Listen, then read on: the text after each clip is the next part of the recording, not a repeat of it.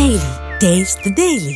పెద్దపల్లి జిల్లా గోదావరిఖని పట్టణ చౌరస్తాలో అభివృద్ది సుందరీకరణ రోడ్ల ఆక్రమణ పేరుతో మళ్లీ కూల్చివేతలు మొదలయ్యాయి. దీంతో అక్కడున్న చిరు వ్యాపారులు రోడ్డున పడ్డారు. అన్ని రకాల అనుమతులతో ఇటీవల నిర్మించుకున్న తమ వ్యాపారాన్ని నేలమట్టం చేశారని వ్యాపారి మల్లేశం కుటుంబంతో సహా కూల్చివేసిన శిథిలాల మధ్య కూర్చొని ఆందోళన చేపట్టారు.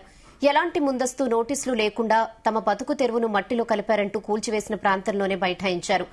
ఎమ్మెల్యే రాజ్ ఠాకూర్ మక్కన్ సింగ్ అనుచరుడు దాసరి విజయ్ ఇష్టానుసారంగా ప్రవర్తిస్తున్నట్లు మల్లేశం భార్య లలిత ఆవేదన వ్యక్తం చేశారు. అమ్మ ఎమ్మెల్యే గారు మంచోరు, మీకేం అన్యాయం చేయరు అంటే అది నువ్వు నాకు చెప్పాలా? నాకు తెలియదా?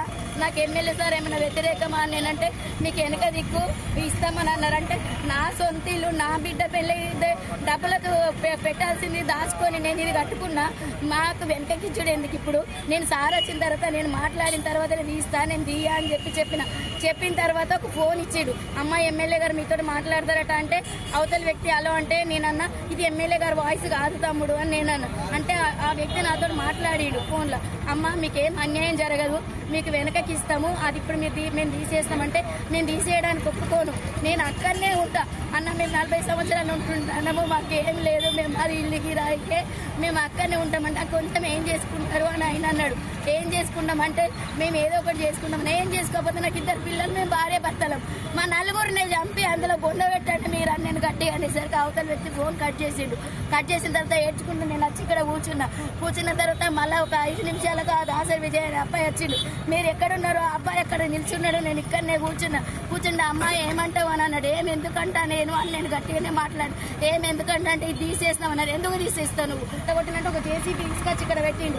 ఆ అబ్బాయికి తెలుగు రాదట. నేను మాట్లాడుతూనే ఉన్నా మారో అని అంటాడు. నేను ఆ అబ్బాయిని పిల్లగా నువ్వు తీస్తే బాగుండదని నేను గట్టిగా అన్నాక ఆయన ఆపిండు. నేను 100కు డైల్ చేసిన, 100కు నేను డైల్ చేస్తూనే ఉన్నా. ఆయన వెళ్తూ ఉంచుకుంటావా, ఉంచుకో, ఏం చేసుకుంటావో, నేను తెల్లారి వరకు ఇది ఉండనే ఉండదు అని అనుకుంటూ ఆ అబ్బాయి వెళ్ళిపోయింది. ఆ దాసరి విజయ్ ఆ అబ్బాయి నాకు ఎప్పుడూ తెలియదు. నాకు తెలిసిందే నిన్న మాట్లాడిందే నిన్న. మేము ప్రజాస్వామ్యంలో లేమా? మేము ఎక్కడ ఉన్నాం? 40 సంవత్సరాల నుంచి నా భర్త ఇక్కడనే ఆకులు అమ్ముకుంటాడు. ప్రతి ఒక్కరికి తెలుసు, గోదావరి మొత్తం తెలుసు. నేను 40 లక్షలు అప్పు చేసి సామాను పెట్టుకున్నా. నేను నా బిడ్డ పెళ్లికి అయ్యేది నేను ఖర్చు చేసుకొని నేను రూమ్ కట్టుకున్నా.